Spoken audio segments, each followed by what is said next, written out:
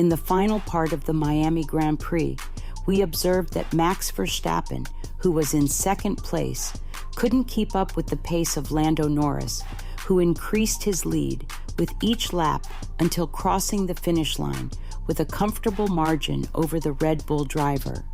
And, of course, this situation caught everyone's attention, as normally the Red Bull car would be much stronger than McLaren's, raising the question of whether McLaren's updates to their car had indeed been effective in closing the gap to Red Bull's pace enough to compete for victories.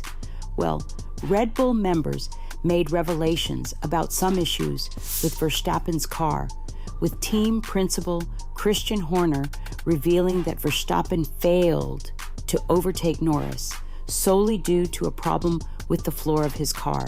Here's what he said. "I think we had a great balance throughout the weekend, and obviously he hit a cone around the 20th lap, and that caused a lot of damage to the underside of the car, so we'll have to see exactly what effect that had.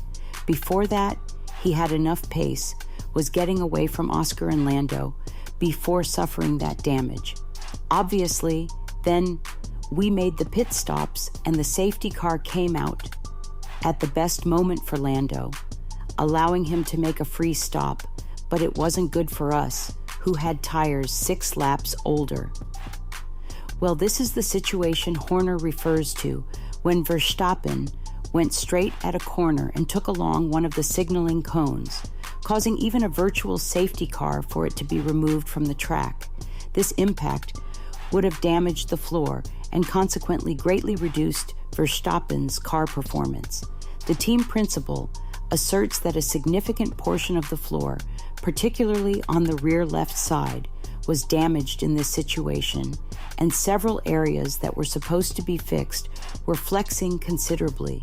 Well, nobody better than Verstappen himself to say how he felt after that situation, as he claimed otherwise, that his car seemed normal after the collision. "It didn't feel different, so I don't know. Maybe it was already damaged. I don't know. I hit that thing, and my pace remained the same, so I really didn't know if there was damage." After seeing his car, the driver clarified in other interviews that yes, there was considerable damage, and this caused him to lose a lot of performance. Well, even with these statements, mainly from the Red Bull boss, saying that Verstappen lost a lot of pace due to this collision and therefore couldn't win, analyzing the lap time data, both from Norris and Verstappen, from the start of the race, what we see is that indeed, Verstappen suffered a significant performance loss after that cone touch. After all, in the initial part of the race, he and Norris were practically at the same pace, with an average difference of just 20 hundredths of a second in their lap times using medium tires. However, after the safety car, both drivers went faster, but Norris' average was much better, making laps almost 4/10 faster than Verstappen, allowing him to open up that whole advantage and secure his victory without needing to fend off an attack from Verstappen. Well, anyway, what do you think? With similar paces, do you think Norris would have achieved this victory if Verstappen hadn't suffered these damages?